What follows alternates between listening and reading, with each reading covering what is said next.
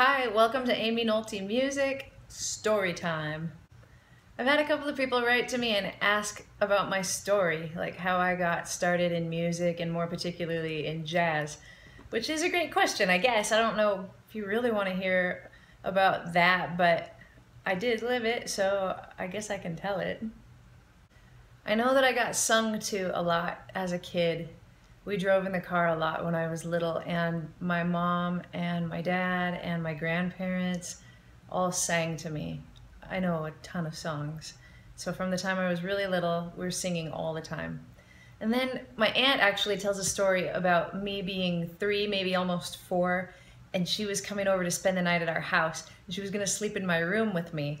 And when she got there at like 2 in the morning, I had waited up for her to get there because apparently I was so excited to show her that I had figured out how to play with one finger Silent Night, the melody to Silent Night on the piano. So I had waited up for her until 2 in the morning so that when she got to my dark, quiet house, I could show her that. I guess with my love of singing and if I started to pick things out like that, my parents decided to give me piano lessons. So from about the time I was 5 until 13, I think, I took classical piano lessons.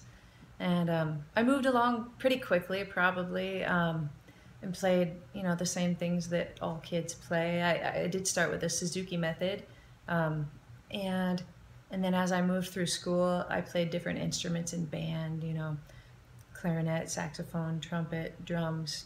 I kind of played a lot of instruments just for fun because I could, and I lived in a really small town, a teeny tiny town called Weaverville, California. That's where I grew up. So often, there weren't enough saxophone players, so my teacher would ask me to play the saxophone or something like that. Anyway, that was good. I learned to play a lot of instruments.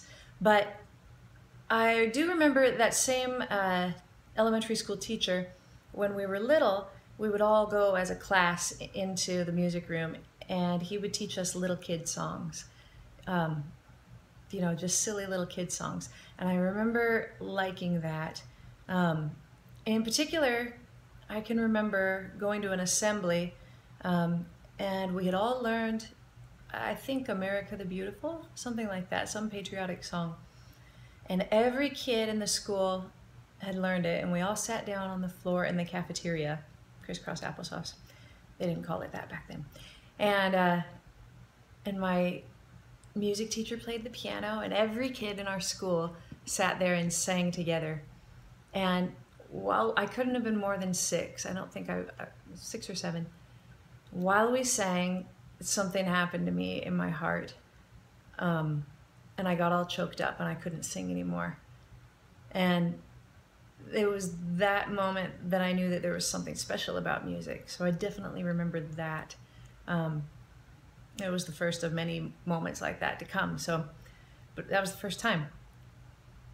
Cafeteria, crisscross applesauce. So I remember sitting in those classes, learning those dumb little kid songs and paying attention to his hands on the piano. His name was Neil Hoffenstein. Great guy. Like that. Just like that.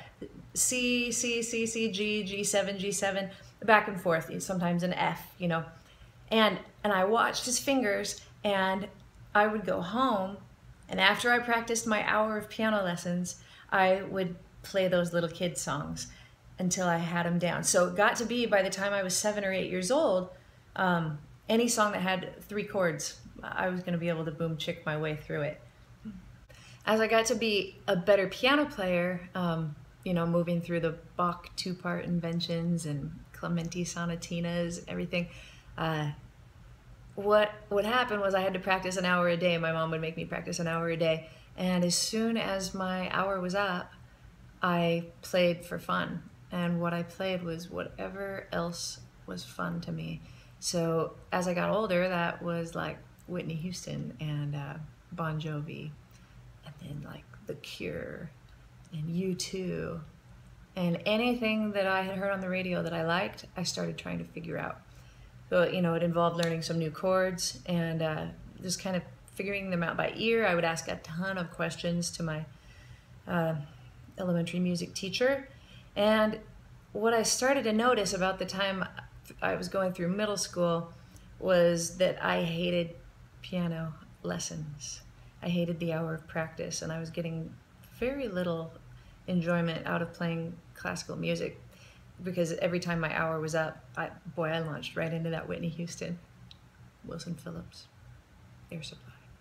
And then I quit. I told my mom I didn't want to do it anymore. I said, I hate piano, I don't want to do it. And maybe she wanted to save money, I don't know, but she let me do it. I mean, there was a lot of arguing, but she did. I think I was 13, and I wanted to convince her that I didn't like it, it wasn't for me.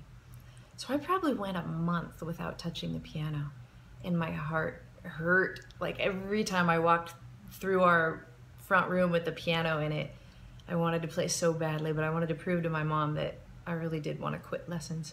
Anyway, it didn't last long, I told her finally, and I said, but I can't only play classical because it's just not fun to me. Now, I know that I learned a lot of valuable information taking classical lessons. I learned about form, I learned about melody and harmony, I learned correct fingering, I learned correct technique, and all those things have carried me. I know they've been super important. So my mom struck this deal with my piano teacher. His name was Don Erickson, and he was such a great teacher. He taught me to hold my wrist up and my fingers curved and to pull back on every note. I still try to do that. She struck a deal with him that at the end of every lesson we could spend 10 minutes working on whatever sheet music I wanted to work on, or music with chords. So he humored me. He didn't really know how to teach me that stuff, but he would let me play it for him and remind me to keep my wrist up or whatever. But that made it more fun for me, so I stuck with it for a few more years. Until I got to the end of middle school. I played trumpet in my high school and middle school jazz bands. And then I also joined the jazz choir in my high school. Lucky for me, the only program we had at my high school in my small town was jazz. There was no concert band, there was no marching band, no concert choir, nothing. Just a jazz band and a jazz choir. So that's all there was for me for music. And we started going to festivals. And I started to hear people taking solos. And since I was one of the stronger players, I would always get the solos, and of course I had no idea how to solo, so I faked it like everybody does, and just used my ear, and I didn't ever listen to jazz. I didn't grow up listening to jazz at all. Oh, one part I forgot. From the time I was 7, 8 years old, my grandfather taught me to play cowboy songs. That's another way that I learned to play piano with chords. He couldn't read any music. All he did was sit and strum his guitar, and he would say, that's a C chord. Let me hear you play a C chord. And I'd figure it out, and play my 3 notes, and he'd say, good, now we're gonna play a G chord. And then we'd play these songs together, my grandpa and I, and he also taught me how to harmonize. Must have been 5 years old when he taught me the high harmony to You Are My Sunshine. You make me happy when skies are gray. Valuable, invaluable. Anyway, so I grew up listening to some country western music. My parents loved the 70s, listened to a lot of Glenn Campbell and Paul Anka. I don't know. Anyway, I never listened to jazz. So when I would take these solos in my jazz festivals, I was horrible, but I think, they could tell I had an ear or whatever. They always said to me, you need to listen to jazz. Everybody said that. Every clinician I ever had said, you need to listen to more jazz. You're not listening enough. I can tell you're not listening. So I just started to save my money and buy every CD I could. CDs cost like 20 bucks back then. It was a lot of money. Oh, I used that thing called BMG. You remember that? If you saved up like 20 bucks for one CD, they would send you 7 more. Built my whole CD collection like that as a high schooler. So yeah, I started listening as much as I could, listen, and I just fell in love with it. And I fell in love with the idea that I could improvise. And since I loved the piano, I got my hands on the Mark Levine jazz piano book and started just drilling myself on it, learning all the rootless voicings and altered chords, everything like that. But by the time I got to college, I was good enough to make it into the music program. I went to Brigham Young University in Utah, and I got a little scholarship, but I was a little low on that totem pole. And what it took was listening.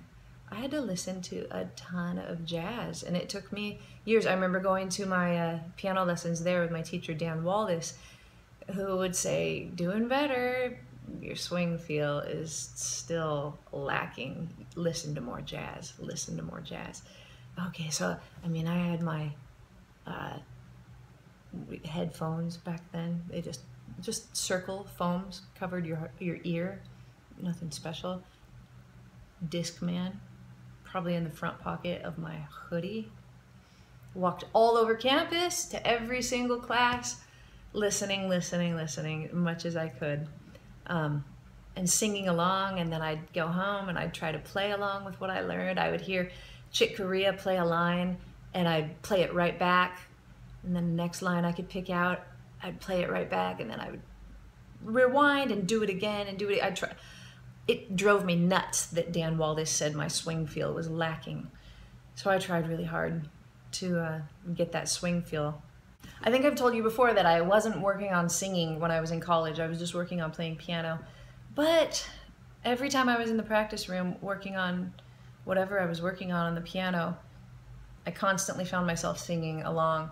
I think it's the idea for me, and I've come to realize this, that the two are inseparable, because somewhere I kind of picked up the little, what would you call it? Just a belief that I didn't ever want to play anything that I couldn't sing. I would hear piano players often who would learn these licks, maybe just 4 notes, da da da da, and then they would just up it by 1, da da da da da da da da da, all the way up like that, and you know they'd get over a B flat major chord and I just thought to myself, that sounds flashy, but I don't think they could sing it, and therefore I didn't feel like it was coming from their heart. And that's an important part of jazz to me, is that you are playing what's from your heart, what's actually in there. So I would make sure that I could sing everything that I could play, and somewhere along the line I realized that the two were inseparable for me and started wanting to do both all the time. And you know, as I went through college, I got better, worked my way up that totem pole, whatever. Cool thing about college for me were the gigs, I think, that I got with my friends, and you know, the way that we all worked together, putting our own arrangements together and trying to make some money so we could eat, and just figuring that out together. That was the most important thing about college for me, I think. And I just had some great directors there, great instructors. A guy named Ray Smith, who I've talked about, taught me how to swing. Steve Call, Lars Jorgensen, all great musicians and friends of mine. So that's my story. I mean, tiny town, cowboy music, quit piano, little trumpet, and somewhere in there, just a realization that I really wanted to be able to play what I hear in my head and never fake it, never play something that I couldn't sing to you. So those are kind of my own little personal, you know, beliefs and my own journey about jazz. And there you go. I wanted my story a little bit boring, but that's what it is. Thanks for listening, and I will see you next time.